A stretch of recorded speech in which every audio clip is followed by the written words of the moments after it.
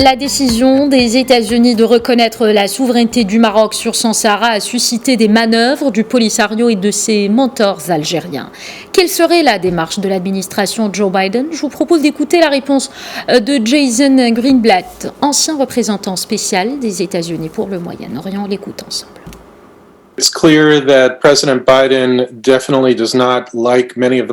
En fait, Biden revient sur beaucoup de décisions précédentes de Donald Trump, mais je ne m'attends pas à ce qu'il revienne sur la décision de la reconnaissance de la marocanité du Sahara. And suggest that he would undo this. What I can say is that I think it would be a very misguided approach to undo the recognition of Morocco. Je peux dire, si c'est le cas, ça va être une décision très imprudente car le Maroc est un grand allié stratégique, fort et un grand ami des États-Unis d'Amérique. De plus, la décision de Trump était une décision historique et importante pour soutenir le plan réaliste présenté par le Maroc au profit de la région.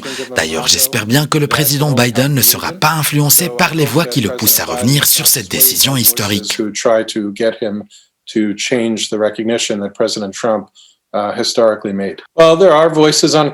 En fait, ces voix existent au Congrès et la plupart d'entre elles sont motivées par des objectifs politiques, d'autres sont manipulées par des lobbies et certaines d'entre elles ne connaissent même pas cette question ou bien elles ont d'autres intérêts.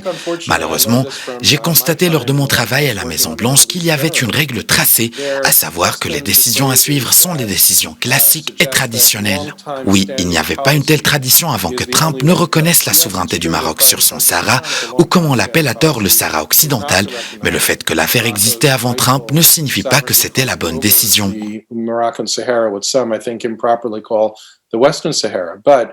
En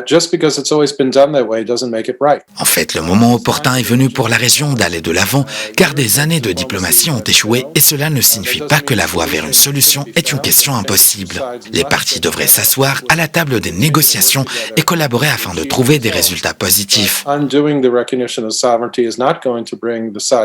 Mais l'annulation de la reconnaissance américaine ne garantira pas le rapprochement des parties les unes des autres et n'améliorera certainement pas les conditions de la population là-bas et ne contribuera pas à soutenir les efforts d'investissement du Maroc nécessaires dans la région. Donc annuler la décision historique de Donald Trump uniquement pour l'annuler ne produira aucun résultat.